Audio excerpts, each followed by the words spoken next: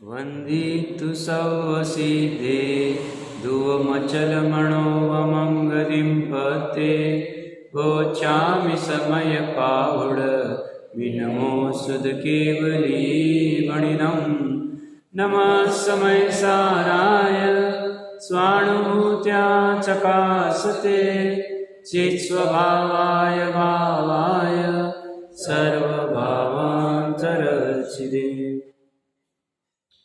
समीसा जी ग्रंथाधिराज की 414 नंबर की गाथा सर्वविशुद्ध ज्ञान अधिकार, अंतिम व अधिकार और अंतिम ही गाथा कह सकते हैं क्योंकि आगे की गाथा फल की गाथा है। तो कुंद कुंद आचार्य देव ने तो सरल बात कह दी कि जो दो प्रकार के लिंग है, मुनि लिंग कहो, द्रव्य लिंग कहो और गृहस्थ लिंग, ये तो निश्चय नहीं मानता है, मतलब निश्चय नहीं में ये है नहीं, बस इतना सा कह दिया। अब ये चीज़ को तो पुनरावृत्ति कर दी जैसे ना आचार्य देव ने, बट 3 विशेष बिंदु कहे। एक बिंदु क्या कहा कि सर्वथा द्रव्य लिंग नहीं होता है, ऐसा मत मानो। प्रश्नकर्ता कह रहा है कि साहब सर्वथा द्रव्य लिंग को उखाड़ दिया है, तो बोलते ऐसा नहीं। उन्होंने वहाँ कहा भावलिंग है तो द्रव्यलिंग होगा ही होगा, द्रव्यलिंग है भावलिंग होगा भी या नहीं भी होगा। इसके लिए उन्होंने वो तंदुल का उदाहरण दिया। ऊपर का जो उसका कवर है, बहिरंग और अंतरंग लालिमा जो होती है, इनका निमित्त नैमित्तिक संबंध घटित करके वो कह रहे। इसके आगे हमें अगर उसका निकालना है निचोड़, तो हम ये भी कह सकते हैं अंदर में अगर भावलिंग नहीं है तो बाहर में द्रव्यलिंग होगा ही नहीं। अगर कोई अंदर में ना होते हुए अपने मन से द्रव्यलिंग माने तो उसका वो भ्रम है, ये नक्की। भावलिंग मतलब बाहर में द्रव्यलिंग है ही नहीं तो समझना अंदर में भावलिंग नहीं। इसको श्रावक के उस पर कैसे घटित करेंगे? हम जैसे जीवों के ऊपर अंदर में निश्चय सम्यक दर्शन वाला शुद्ध उपयोग मतलब आत्मा का अनुभव है, तो बाहर में न्याय नीति सदाचार होगा ही होगा। बाहर में न्याय नीति सदाचार है तो अंदर में शुद्ध उपयोग होगा भी नहीं भी होगा, पता नहीं, गारंटी नहीं हमें, वो तो केवल ही जाने, क्योंकि बाहर में हो सकता। और अंदर में शुद्ध उपयोग नहीं है, आत्मा का अनुभव नहीं है, बाहर में न्याय नीति सदाचार होगा ही नहीं। तो जिस जीव का न्याय नीति सदाचार बेसिक चीज नहीं, विशुद्धि लब्धि जिसे कहते हैं, उसने भ्रम नहीं करना कि हमें निश्चय सम्यक दर्शन हो गया 2-4 ग्रंथ पढ़ के। थोड़ी बात कठिन कह रहा हूँ पर बात ऐसी। और दूसरा बिंदु लिया कि सर्वतः द्रव्यलिंग होगा ही होगा, तो बोलते ऐसा नहीं है। किसी मुनि के ऊपर उपसर्ग आ गया, उनका अगर ममत्व नहीं है फिर भी उनका भावलिंग बचा हुआ है, और द्रव्यलिंग भी कहने में आए, द्रव्यलिंग की तो कोई बात ही नहीं, भावलिंग बचा हुआ है। तीसरे बिंदु के ऊपर कल हमने चर्चा प्रारंभ की थी, उसमें वो प्रश्नकर्ता प्रश्न खड़ा कर रहा है कि सब केवल ज्ञान तो शुद्ध ज्ञान है और छद्मस्त का ज्ञान अशुद्ध ज्ञान है, तो अशुद्ध ज्ञान से शुद्ध ज्ञान प्रकट नहीं होगा। तो कह रहे पूर्णतः अशुद्ध नहीं है, छद्मस्त का ज्ञान पूर्णतः अशुद्ध नहीं है, कथनचित शुद्ध है, कथनचित अशुद्ध है। कथनचित शुद्ध मतलब एकदेश शुद्ध है, सम्यक ज्ञान की बात कर रहा हूँ मैं। और कथनचित अशुद्ध है, सर्वज्ञ केवली भगवान के ज्ञान की अपेक्षा से कथनचित अशुद्ध है। शेषे टोडरमल साहब ने क्लियर कहा है, और बात ऐसी भी है, कुमति कुश्रुत ज्ञान भी वैसे मिथ्या कहने में आता है, मिथ्या दर्शन के साथ में, बट है तो ज्ञान तो ज्ञानी, ज्ञान का काम जानना है। अब वो बात जुदा है, मिथ्यात्व के साथ वो विपरीत जानता है, इसलिए उसको मिथ्या ज्ञान कह दिया। बाकी सूक्ष्मता में देखे तो टोडरमल जी साहब कहते यही ज्ञान केवल ज्ञान में जाके मिल जाता है, अपेक्षा है उसके पीछे। ज्ञान का काम जानना है, ज्ञान का काम कहीं अहम करना है या कहीं लीनता करना है, ये बात नहीं। स्व को जाने पर को जाने, जान लिया, बस बात खत्म हो गई। तो कहने की बात इतनी सी थी कि ये अशुद्ध ज्ञान होते हुए भी इसे कथनचित अशुद्ध कहो, पूर्ण अशुद्ध मत कहो, और सम्यक ज्ञान एक देश निरावरण होता है, उसी से होता है। उन्होंने अंत में क्या कहा था, अपनी चर्चा में आया था कि अगर पारमार्थिक भाव ही केवल ज्ञान का या मोक्ष का कारण है तो शक्ति अपेक्षा से पारमार्थिक भाव तो पड़ा है, फिर अभी तक क्यों नहीं हो रहा है? तो व्यक्तता नहीं होती, और व्यक्तता पर्याय में होती है। पर्याय की व्यक्तता बहुत महत्वपूर्ण है।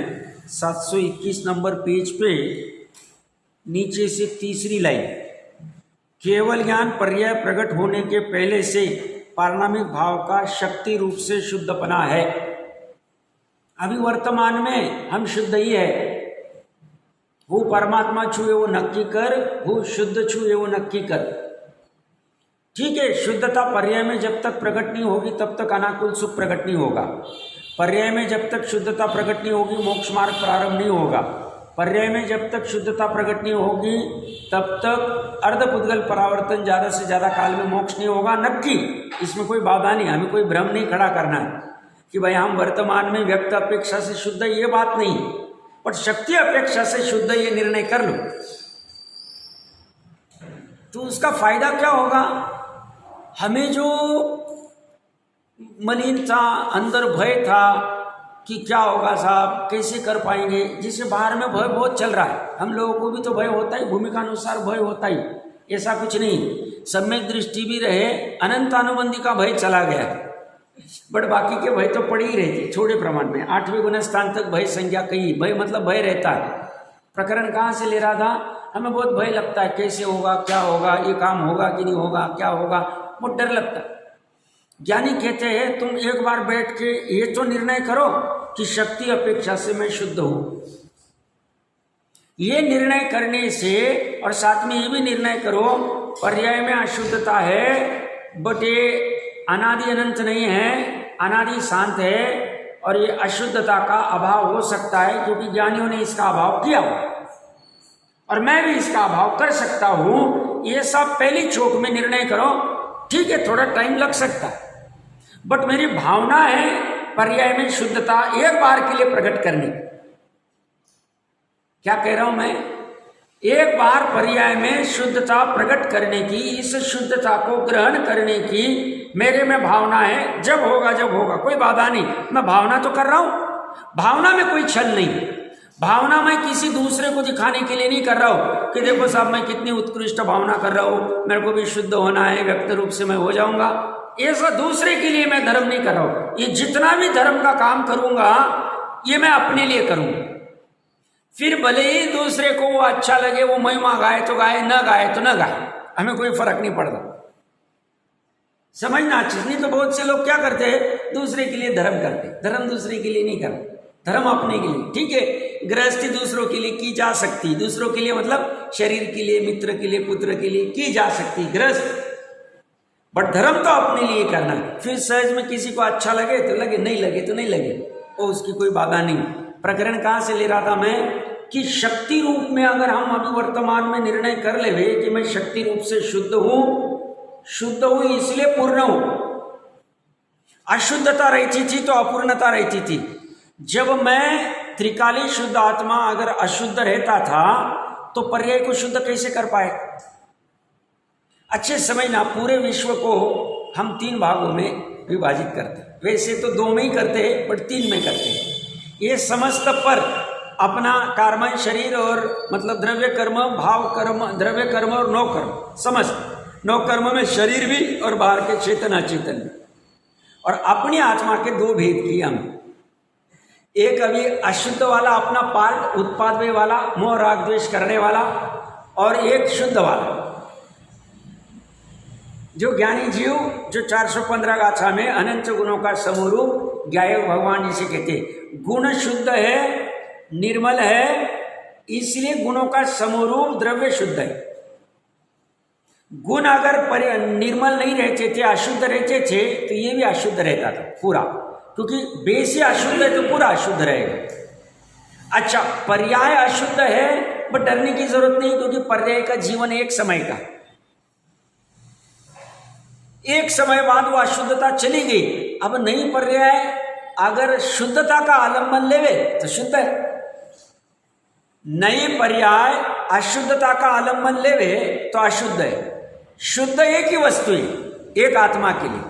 अभी मैं क्या कहना चाह रहा हूं, अच्छे से समझना। पूरे विश्व को हमने 3 में विभाजित किया, एक पर और अपनी आत्मा को 2 में विभाजित किया। अब 2 में से ये अगर हमारा अनंत गुणों का समूह अशुद्ध रहता था तो ये पर्याय किसके आधार से शुद्ध होती थी? किसके? पर्याय आलम्बन भी होती नहीं है, ऐसा उसका स्वभाव।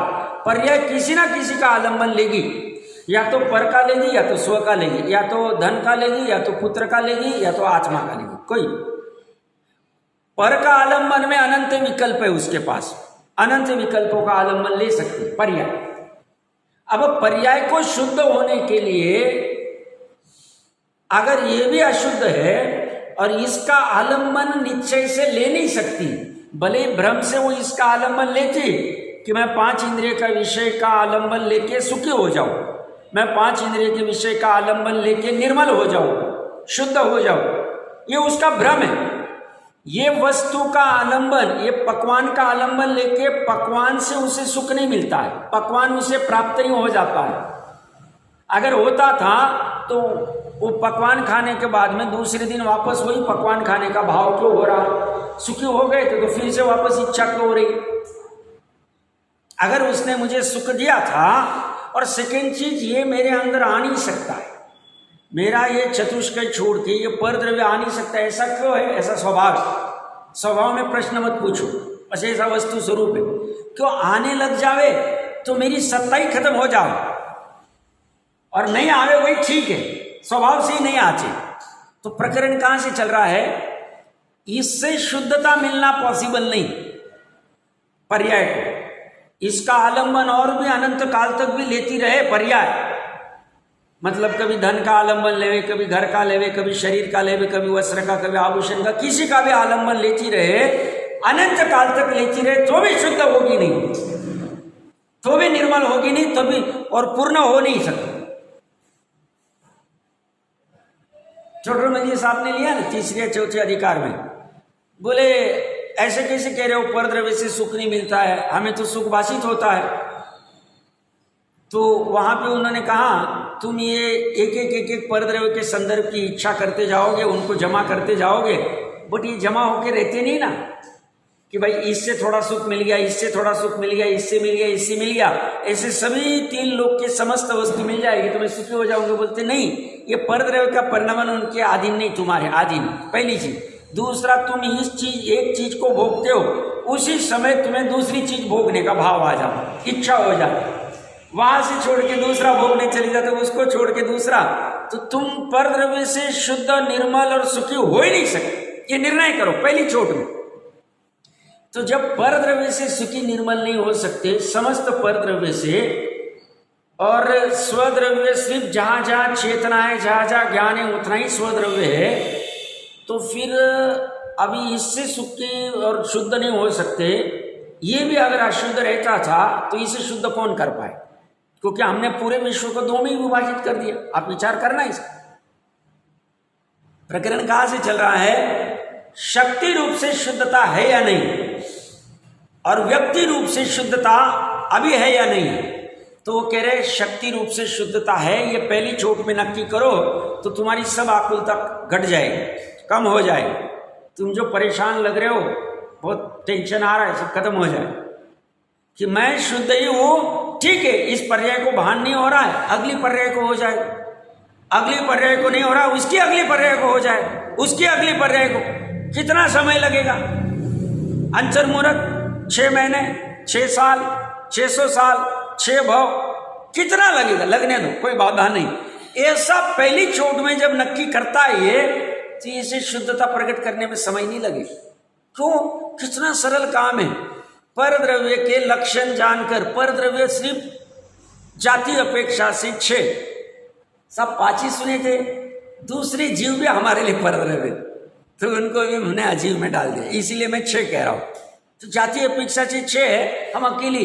इनके लक्षण का निर्णय करो, इनके रसगंध वर्ण आदि आदि दूसरे लक्षण का निर्णय करो, जड़पना इनको पर में डाल दो और इसका निर्णय करो। और इसे 100 में ले लो तो क्या प्रॉब्लम, क्या होने में क्या प्रॉब्लम? ये पर्याय को पर से विमुख करके स्व के सन्मुख करने में क्या बात है? डरने का क्या है विषय? वो चलो, ये वस्तु डरावनी है नहीं, अनंत गुण वाली है, अनंत अवगुण वाली नहीं। देखो विकारी पर्याय की कैसा चमत्कार है, मोह राग द्वेष की पर्याय का, ये सबसे उत्तम चीज है, अनंत गुणों का समरूप अपना आत्मा। और ये मोह राग द्वेष की पर्याय को इससे डर लगता है, और इसके डर की वजह से इसे चाहती नहीं हो, इसका तिरस्कार करती है, और इससे उसको दुख ही मिल रहा है, आकुलता ही मिल रही है, फिर भी इसके पीछे लगता है। देखो किसी भ्रम की महिमा, मोह की महिमा कहो, भ्रम की महिमा कहो, अज्ञान की महिमा कहो, जो कहना कह दो। प्रकरण कहां से चल रहा है? वो पूछ रहे हैं कि साहब अशुद्ध से शुद्धता होगी नहीं, तो बोले पहले नक्की करो ये शक्ति रूप से शुद्ध है। अब ये शक्ति रूप से शुद्ध था, तो अब तक व्यक्त रूप में शुद्धता क्यों नहीं आई? अच्छा, मोह राग द्वेष को अशुद्धता क्यों कहते, क्या कारण? हाँ, एक तो क्या है, परावलंबन लेती है, और परावलंबन में सुख नहीं, परावलंबन में आकुलता, परावलंबन में दुख है। तो ये मोह राग द्वेष की पर्याय पर का आलंबन लेती है, इसलिए, और दुख का कारण है आकुलता का। पर का आलंबन लेना ये दुख का और आकुलता का कारण। अब देख लो ना, आपको कभी अगर चलते नहीं आता है और कोई आपको हाथ देवे तो आपको अच्छा लगता नहीं, रहने दो मैं देख लेता हूँ, मैं कर लूँगा, क्या कारण है? हमें आलंबन लेना जब तक बने अच्छा नहीं लगता, आलंबन लेते तो हमें दुख का अनुभव होता।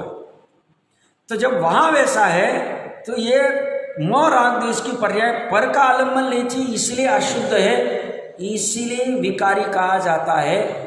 और पर का आलंबन लेना दुख का कारण है, कर्म बंधन का कारण है, और वो भी मिथ्यात्व के साथ में अनंतानुबंधी का कारण है। इसीलिए मोह राग द्वेष की पर्याय को अशुद्ध विकारी कहा गया है, और इसका अभाव करने का ही उपदेश जाता है। भले भाषा अलग होगी, मोह राग द्वेष का अभाव क्यों करना? तो बोलते सुखी होना है तो मोह राग द्वेष का अभाव, और दुखी रहना है तो मोह राग द्वेष और जल्द से में करो, और अच्छे से करो, तीव्रता से करो। अगर दुखी होना है, दुखी होना अच्छा लगता है तो ज्यादा मोह करो, ज्यादा राग करो, तो उससे परेशानी हो सकती है। देखिए क्या कह रहे, ये शक्ति रूप से शुद्धपना है, परंतु प्रगट रूप से शुद्धपना नहीं। प्रगट रूप का कहाँ आ गए? ये पर्याय में जो अभी अशुद्धता को शुद्धता करना है, इसका विस्तार ऐसा है, जीवत्व, भव्यत्व, अभव्यत्व रूप से पारणामिक भाव 3 प्रकार का है। वहाँ प्रथम तो अभव्यत्व भाव मुक्ति का कारण नहीं है। क्यों? अभव्यत्व कभी भी, अभव्यत्व की पर्याय कभी भी ये जीवत्व का आलंबन नहीं ले सकती, सत्पने का आलंबन नहीं ले सकती, शुद्ध तत्व का आलंबन नहीं ले सकती। क्यों नहीं ले सकती है पूछो मत, बस उसकी ऐसी योग्यता। तो मुझे कभी कभी बहुत आश्चर्य होता है, बट कभी कभी फिर ठीक है, थोड़ा तत्व विचार करते तो शांति आती है। मतलब अभवी को अंतर्मुहूर्त के लिए भी नहीं, अंतर्मुहूर्त क्यों, जगन्य अंतर्मुहूर्त काल चाहिए, अपने त्रिकाली आत्मा का आलंबन होगा नहीं, हो सकता नहीं कभी भी। दुरानुदूर भवी की भी यही हालत है। हम जैसे निकट भवी जीव थोड़े ही काल में इस शुद्ध तत्व का, जिसे जीवत्व कहने वाले अभी पारणामिक भाव का आलंबन या तो ले लिया होगा या तो ले ले, डरने की जरूरत नहीं है अपने। और सोचना भी पॉजिटिव ही, कर लेंगे हम, हो जाएगा, कोई बाधा नहीं, क्योंकि इसको करने से मैं सुखी होने वाला हूँ, तो सुखी होने के लिए मैं कुछ भी करने को तैयार। जैसे जीव को भ्रम उत्पन्न हो जाता है कि धन होके ये जीव सुखी हो जाता है, संसार में धन मतलब आसपास में देखता है, धनवान के पास में सुख दिखता है, तो ये धन कमाने के लिए, सुखी होना है उसके लिए धन कमाने के लिए कुछ भी करने को तैयार हो। मतलब कहीं दूर देश में भी चला जाता है, जो करना है करने को तैयार हो जाता है। क्यों? इसे धन कमा के सुखी होना। ऐसे ज्ञानी जीव कहते हैं, ये तो लोक व्यवहार का उदाहरण, स्थूल उदाहरण है, ब्रह्मजनित है। सुखी होने के लिए शुद्ध द्रव्य का आलंबन आवश्यक। तो ये अभव्यत्व वाला ले नहीं सकते और हम भव्यत्व वाले ले सकते। हम निकट भवी ही मानना चाहिए अपने, क्योंकि हमें ये रसपान करने को मिल गया है। स्वामी जी बहुत बार कहते थे, रसपान करने मिल गया है मतलब हम निकट भवी। बस पुरुषार्थ में कमजोरी हमने नहीं रखनी चाहिए। पुरुषार्थ कुछ नहीं कह रहे, टोडरमल जी साहब तत्व विचार करने को कह रहे और कुछ ज्यादा नहीं कह रहे पुरुषार्थ के नाम। बस तत्व का ज्ञान करो, तत्व का विचार करो। तत्व विचार करना, ज्ञान करना एक ही, क्योंकि विचार ही ज्ञान की पर्याय है। इसलिए ज्ञान को विचारात्मक भी कहा गया, सविचार वाला कहा गया। निर्विचार वाला कभी नहीं होता है। मतलब सिद्ध का ज्ञान भी सविचार वाला ही कहा गया, उपचार से कहने की अपेक्षा। प्रकरण कहाँ से चल रहा है? तो यहाँ ये कह रहे हैं, तो ये अभव्यत्व तो कारण नहीं, पुनः जो जीवत्व तथा भव्यत्व दो भाव बच गए अभी पारनामिक में। जब ये जीव दर्शन मोहनीय तथा चारित्र मोहनीय का उपशम, शैक्षम तथा क्षय के लाभ होने से वीतराग सम्यक दर्शन, वीतराग सम्यक ज्ञान, वीतराग सम्यक चारित्र, इन तीनों रूप से परिणमित होता है, तब शुद्धपना होता है। और परिणमन कहाँ हुआ? परिणमन जीवत्व में हुआ कि भव्यत्व में हुआ? भव्यत्व में हुआ। भव्यत्व क्या है? पर्याय। ये पर्याय कहाँ उत्पन्न हुई? हमने 320वीं गाथा में क्या पढ़ा था? ये सम्यक दर्शन होने के पहले ये प्रच्छादित थी, अनादिकाल से। प्रच्छादन ऐसा शब्द पढ़ा हुआ है। और फिर गुरु आदि का संपर्क और बाकी के सब जो भी मिलना है वो मिल गए। और इस जीव ने जब औपशमिक, शैक्षमिक और शाही तीनों में से जो भी लेना है वो सम्यक दर्शन प्रकट किया, उस समय में भव्यत्व का उत्पन्न हुआ। मतलब भव्यत्व की पर्याय आत्मा में, पूर्ण अपना प्रमाण का आत्मा है उसमें उत्पन्न हो नहीं रही थी। कब तक? अनादि से, जब तक मिथ्यात्व अवस्था थी तब तक। और जैसे पहली समय में प्रथम सम्यक दर्शन किया तो उत्पन्न होना चालू हो गई। अब ये कब तक? वो सम्यक दर्शन जब तक टिका रहा। जैसे फिर से वापस मिथ्यात्व में आया तो भव्यत्व का प्रच्छादन हो गया और शायद सम्यक दर्शन प्रकट हो गया। तो चौथे भाव तक भव्यत्व की पर्याय होते रहे। चौथा भाव क्यों कह रहा हूं? यहां से मनुष्य अगर जाए भोग भूमि, वहां से देव, देव से मनुष्य हो के मोक्ष, शायद सम्यक दर्शन वाला, तो वो चार भाव तक भव्यत्व की पर्याय होगी। जब से शायद सम्यक दर्शन प्रकट हुआ है तब तक। और जैसी सिद्ध अवस्था प्रकट होगी भव्यत्व की पर्याय का अभाव है, अभी जरूरत ही नहीं। जैसे सिद्ध अवस्था प्रकट होने के बाद में क्रियावती शक्ति की पर्याय की जरूरत नहीं। ठीक है, कहने में आता है उसकी निर्मल परिणमन होता है, वही पे परिणमन होने दो, पर आवश्यकता कुछ भी नहीं बची। प्रकरण कहाँ से चल रहा है? ये भव्य, तो ये भव्यत्व औपशमिक, शैक्षमिक और शाही, ये पर्याय है। औपशमिक श्रद्धा नाम का कोई गुण नहीं, अच्छे समझना। शैक्षमिक श्रद्धा नाम का कोई गुण नहीं, शायिक श्रद्धा नाम का कोई गुण नहीं। श्रद्धा नाम का गुण है और उसका परिणमन शायिक श्रद्धा रूप हो रहा है। क्या कह रहा हूं मैं? अच्छे समझना। गुण और पर्याय में फर्क समझना। द्रव्य नाम की कोई वस्तु नहीं है, गुण और पर्याय के समूह को ही द्रव्य कह देते। गुण पर्यायवद द्रव्यम, पतवार सूत्र का फेमस सूत्र है। तो गुण में औपशमिक श्रद्धा नाम का गुण नहीं, शैक्षमिक श्रद्धा नाम का गुण नहीं, शायिक श्रद्धा नाम का गुण नहीं। श्रद्धा नाम का गुण है और श्रद्धा नाम के गुण का परिणमन नित्य निगोद अवस्था में भी शायिक श्रद्धा रूप हो रहा था, अभी भी शायिक श्रद्धा रूप हो रहा है, पूर्ण रूप हो रहा था, और सिद्ध अवस्था में भी शायिक श्रद्धा रूप होगा। ये हो गया गुण की बात। और पर्याय का क्या हाल है? नित्य निगोद अवस्था में मिथ्यात्व रूप परिणमित हो रही थी श्रद्धा की पर्याय। 923 पुत्रों की भरत जी के नित्य निगोद अवस्था में मिथ्यात्व रूप परिणमन हो रहा। ओ दो इंद्रिय का या जो भी कोई भव ले लो, आपको जो लेना है, उसके भव में भी मिथ्यात्व रूप परिणमित हो रही, क्योंकि असंगी पंचेंद्रिय तक मिथ्यात्व की पर्याय होती। ठीक है। अब उसके बाद में भरत जी के यहां उत्पन्न हुए हैं। प्रथम सम्यक दर्शन प्रकट करने के पहले तक उनका 923 पुत्रों का भव्यत्व प्रच्छादक था, ढका हुआ था। अच्छे समझना, उनके हम तीन ही भाव मान रहे, नित्य निगोद वाले अनंत भाव हो गए, दो इंद्रिय वाला एक भाव मान लेते, प्रथमानी होंगे, ठीक है चलेगा। और तुरंत भरत जी के पुत्र 923, प्रथमानुयोग का कथन है, मेरा अपना नहीं। तो आप समझना अच्छे से, मान लो जन्म से लेकर 8 वर्ष तक तो सम्यक दर्शन होगा ही नहीं। ठीक है। उनकी आयु उस समय में 84 लाख पूर्व मान लेते, ज्यादा भी होगी, बट ऐसा कुछ मेरे कथन पढ़ने में नहीं किसी के होगा, तो देख लेना 923 पुत्र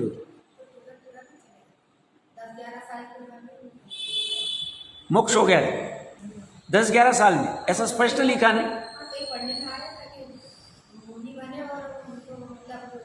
बट मुनि 8 साल में बने ऐसा जरूरी नहीं ना, देखना पड़ेगा। अगर रहेगा ऐसा, मेरे पढ़ने में नहीं, बट हो सकता है, कोई बाधा नहीं, कोई बाधा नहीं। मतलब भले ही तो उन्होंने आयु उतनी बांधी होगी, भले ही तीसरे काल के अंतिम समय में होंगे, आयु उतनी बांधी होगी, जो भी होगा। तो प्रकरण कहाँ से कह रहा हूं मैं, तो उनका जब तक सम्यक दर्शन नहीं हुआ, पहली बार प्रथमोषम सम्यक दर्शन पहली बार करेंगे वो भरत जी के पुत्र के भव में, तब तक मिथ्यात्व का उदय है। पर्याय कौन सी हो रही है? मिथ्या दर्शन, मिथ्या दर्शन, मिथ्या दर्शन, मतलब पर द्रव्य को अपना रूप से जान रहे।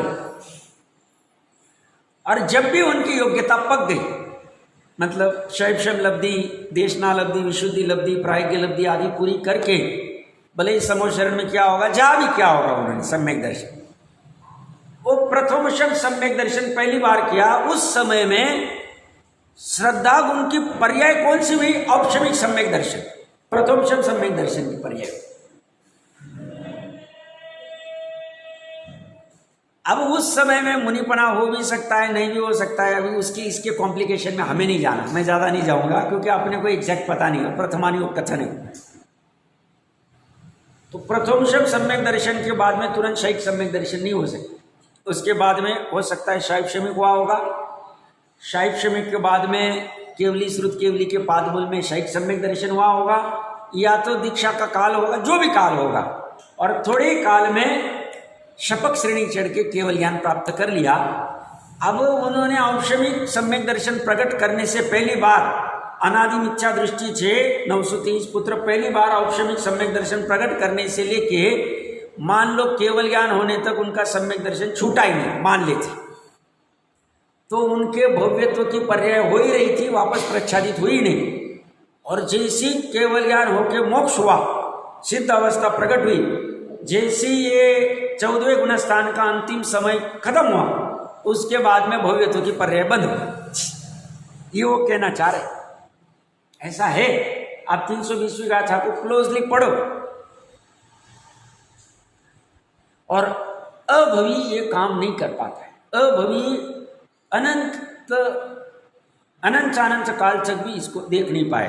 तो या ये कह रहे हैं, दर्शन मोहनी, चारित्र मोहनी का उपशम, शैवशम तथा शय के लाभ होने से वीतराग सम्यक दर्शन, सम्यक ज्ञान, सम्यक चारित्र तीनों रूप से परिणमित होता है। परिणमित होना किसका स्वभाव है? पर्याय। और तब शुद्धपना होता है। शुद्धपना कब होता है? व्यक्त होता है। और वह शुद्धपना मुख्य रूप से औपशमिक, शैवशमिक, शायिक, ये तीनों भावों संबंधी है। और ये तीनों भाव पर्याय जनित है, त्रिकाली भाव नहीं। मात्र जीवत्व ये पारणामिक भाव त्रिकाली है, तथा गौण रूप से पारणामिक भाव का है। गौण रूप से पारणामिक भाव का मतलब क्या कहना चाह रहे हैं?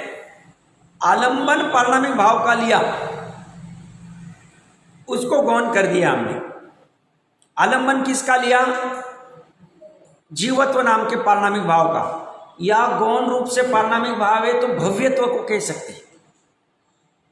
भव्यत्व भी सम्यक दर्शन की अवस्था में प्रकट हुआ है, इसलिए कहने में आएगा कि ये पारणामिक भाव है।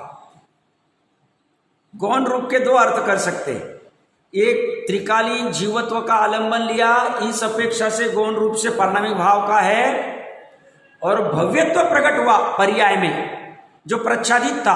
पहले प्रच्छादित शब्द पढ़ना है 2 मिनट के लिए, 320 गाथा में अगर देखेंगे तो अपने को और क्लियर हो जाएगा। पेज नंबर 579,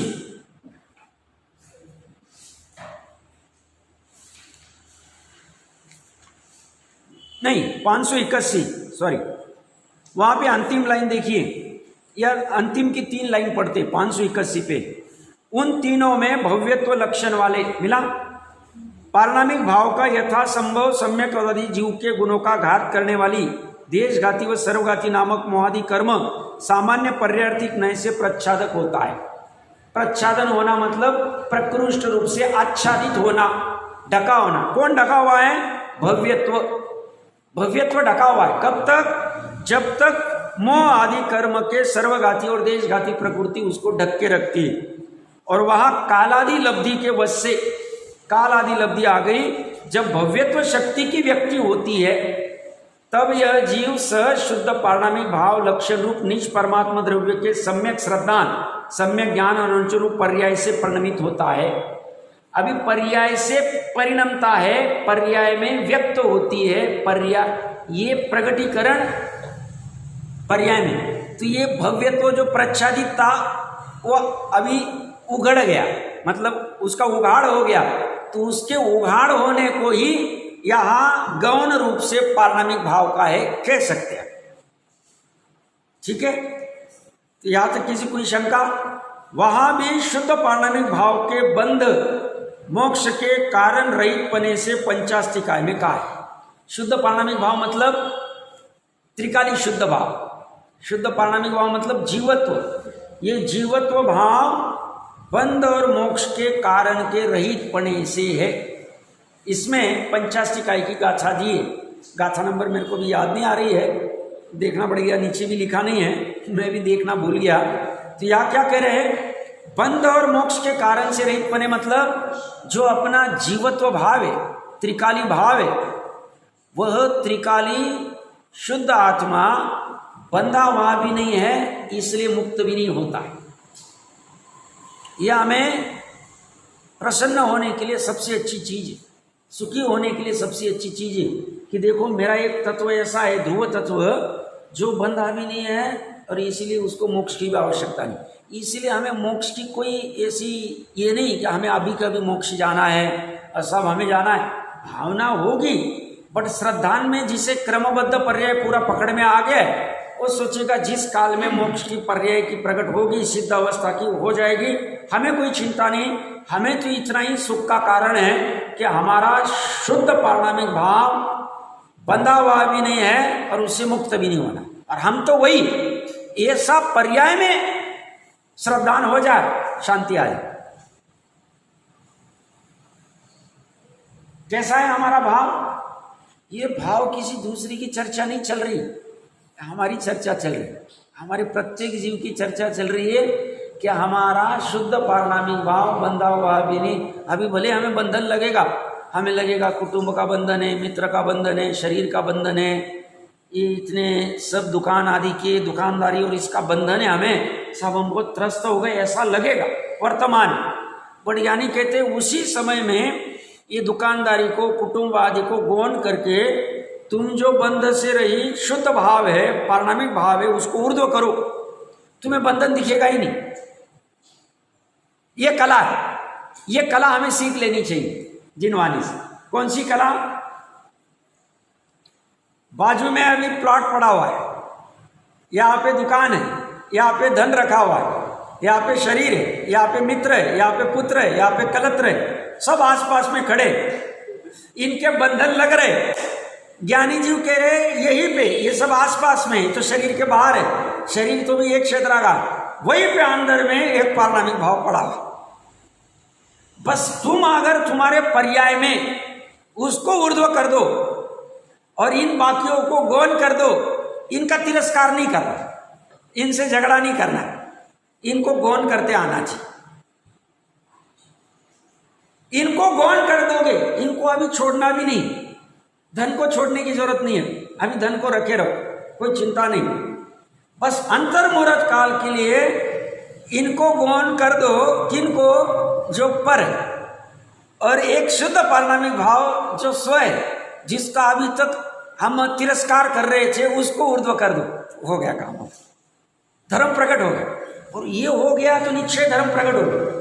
हम निश्चय में जैनी हो गए और निश्चय में अर्धपुद्गल परावर्तन काल में मोक्ष को प्राप्त हो गए हो। ये 100 इंद्रों की सभा में स्वामी जी कहते थे, ये तीर्थंकर कहते, हम नहीं कह रहे। अर्धपुद्गल परावर्तन काल क्यों, कर्णान योग का कथन वही कह सकते, हम नहीं कह सकते। तो बस इतना, ये कैसे होगा, इसके लिए पूरी मेहनत लगा दो। सब इसमें कितना पैसा मिलेगा वो विचार मत करो, वो करोगे तो तुम कर नहीं पाओ। इसमें कितना सुख मिलेगा ये विचार करो। ये कह रहे अनाकुल वाला सुख मिले, अतीन्द्रिय सुख मिले। देखो, हम जो धर्म के अनुष्ठान है अभी छोड़ने नहीं करने, धर्म के अनुष्ठान का सुख कितने काल में, मान लो हमने पंच कल्याणक आयोजन किया, मान लो, या कोई तीर्थ यात्रा करे, कितना दिन सुख रहता है उसको। मान लो 100 लोगों का संग लेके चला गया, मैं लेके गया, कोई भी लेके गया, वटेवर, 2-5 लाख 10 लाख रुपए खर्च भी कर दिए, है अपने पास तो खर्च कर दिए। अब लेके गए, लेके आ गए, पूरा प्लानिंग अच्छे से हुआ, सब खुश है, सब महिमा गा रहे हैं, सब क्या आपने बहुत अच्छा संघ की प्रभावना की, आदि तीर्थ यात्रा कराई, मजा आ गया, ठीक है। कितने दिन तक सुख रहते?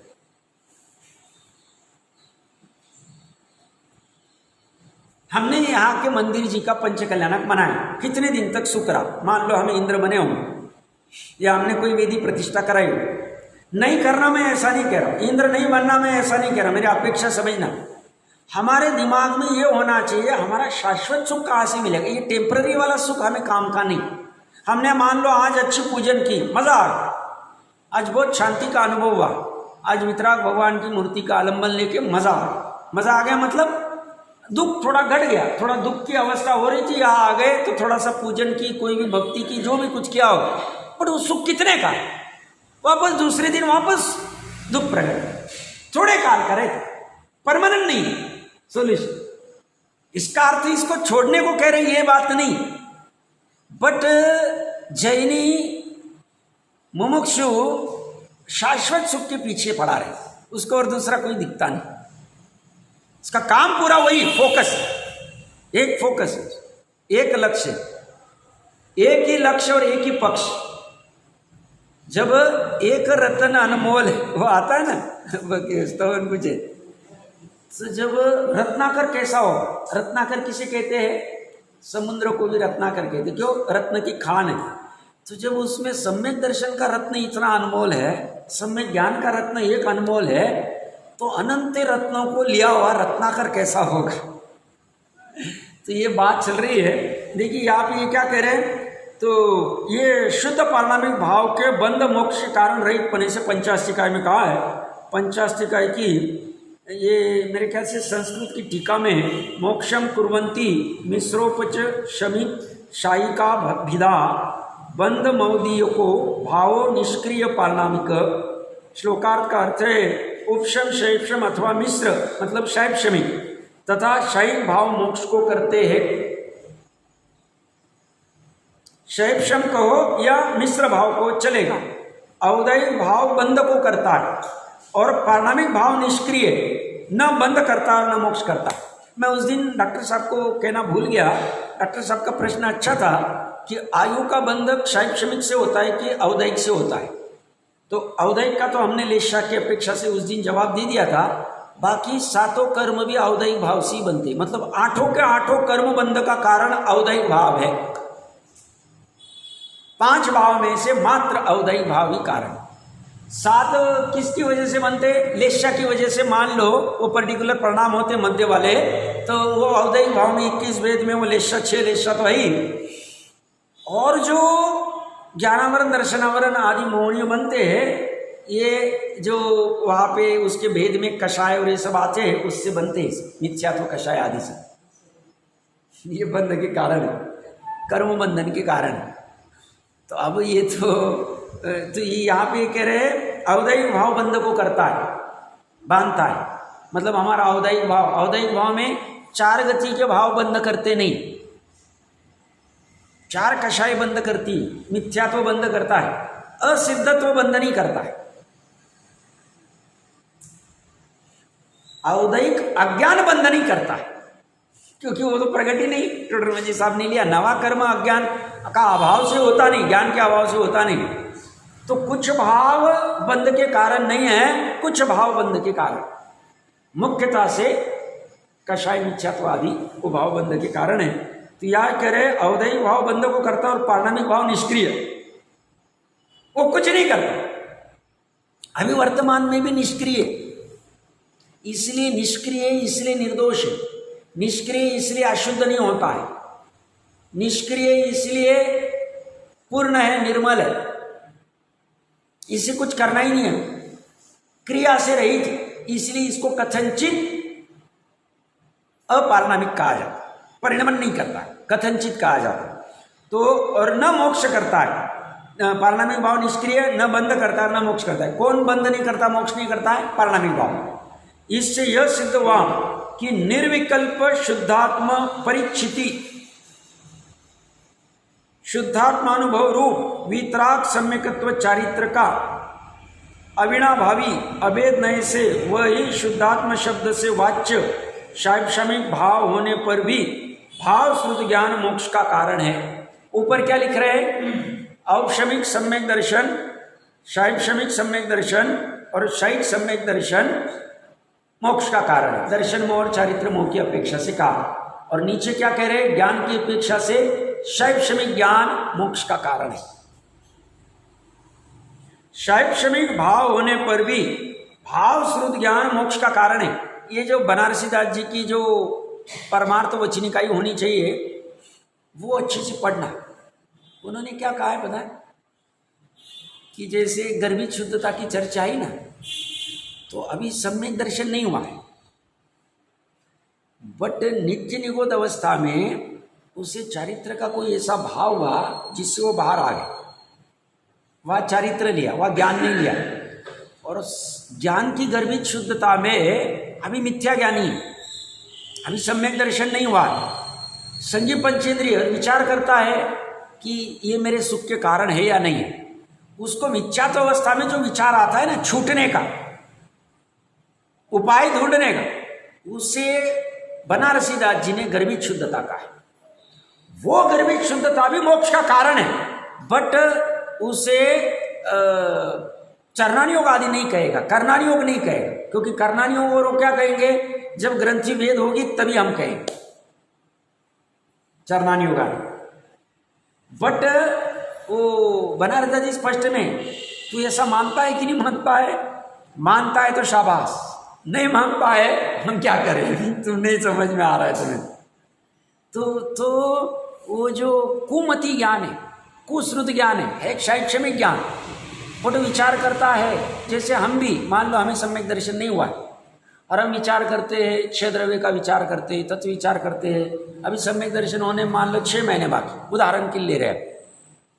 हम उस समय में भी विचार करते हैं तो उसे भी गर्भित शुद्धता का है, प्रकरण शुद्धता से चल रहा है।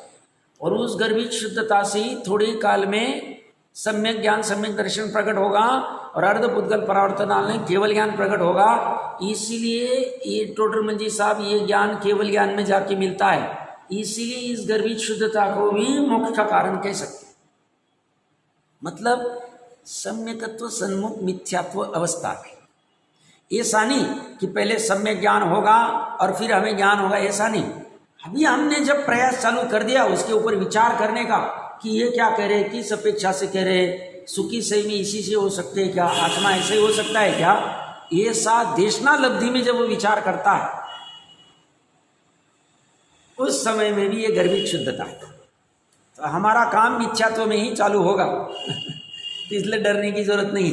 मिथ्यात्व है तो है, क्या प्रॉब्लम, ठीक है, छूट जाएगा। मिथ्यात्व क्या अनादि अनंत थोड़ी, अनादि शांति। तो ऐसे भाव से हम प्रयास करें, डर छोड़ दे, हमारा काम हो जाएगा। तो यहाँ ये कह रहे हैं कि ये भाव श्रुत ज्ञान की बात की उन्होंने। तो अविनाभावी अभेद नय से वही शुद्धात्म शब्द से वाच्य शैक्षणिक भाव, शैक्षणिक भाव जो शुद्धात्म रूप हो गया है, वह शैक्षणिक भाव होने पर भी भाव श्रुत ज्ञान मोक्ष का कारण है। द्रव्य श्रुत ज्ञान मोक्ष का कारण नहीं है। द्रव्य श्रुत ज्ञान मोक्ष का कारण रहता तो 11 अंग मोक्ष में चले जाते थे। बड़े वो भाव में पकड़ में आना ये महत्वपूर्ण है। और एक देश व्यक्ति लक्षण रूप कथनचित भेद अभेद रूप द्रव्य पर्यात्मक जीव पदार्थ की शुद्ध भावना रूप अवस्था में शुद्ध पारमार्थिक भाव ध्येयभूत द्रव्य रूप से रहता है, परंतु ध्यान पर्याय रूप से नहीं रहता है। इसका विस्तार तो मैं कल करूंगा, बट सामान्य ये कहना चाह रहे हैं कि जो अपना शुद्ध पारमार्थिक भाव है, शुद्धात्मा है, त्रिकाली आत्मा है, यह द्रव्य रूप से ही रहता है। ये पर्याय रूप नहीं होता है, ये ध्यान नहीं करता है, ये कभी भी ध्येय ही रहेगा, ये ध्यान नहीं होगा। ध्याता और ध्यान ये पर्याय, भेद विवक्षा से, अभेद विवक्षा से तो आत्मा ही। ध्याता मतलब कौन? जो ध्यान करता है। तो ध्यान करने वाली भी पर्याय, और जो ध्यान हो रहा है वो भी पर्याय, और जिसका ध्यान किया जा रहा है वो ध्येय, वो द्रव्य रूप ही रहता है, वो कभी भी पर्याय रूप नहीं होता है। वो तो बस वैसा का वैसा, पारस जैसा, पारस कभी भी सोने रूप परिणमित नहीं होता। पारस कभी भी अपना रूप नहीं बदलता, पारस पारस ही रहता। फिर लोहे को सोना होना है तो होवे, ना होना है तो ना हो, हमारा कुछ लेना देना है। आप समझ रहे इसको? तो परंतु ध्यान पर्याय रूप से नहीं है। किस कारण से ध्यान पर्याय रूप से नहीं? क्योंकि ध्यान विनाशिक है, ध्यान भी विनाशिक है। ऐसे अभेद नहीं से ध्याता विनाशिक नहीं है, तो इसलिए कहने आएगा। बाकी एक सबसे अच्छी बात क्या है, त्रिकाली शुद्ध आत्मा को कुछ भी खोजना नहीं, त्रिकाली शुद्ध आत्मा में कुछ भी कमी नहीं, त्रिकाली शुद्ध आत्मा को कुछ भी प्राप्त करना नहीं, और त्रिकाली शुद्ध आत्मा कोई अन्य नहीं, मैं ही हूँ, ऐसा निर्णय करना। मैं मतलब हर एक अपना अपना आत्मा। तो इसलिए एकदम सुखी होने की बात है। ये 2-3 जो हमने लास्ट वाला पैराग्राफ बहुत सरसरी नज़र से देखा है, इसको अच्छे से देख के फिर 2 कलश आने वाले हैं। हाँ, 2 ही कलश मेरे ख्याल से, उसकी चर्चा करेंगे हम।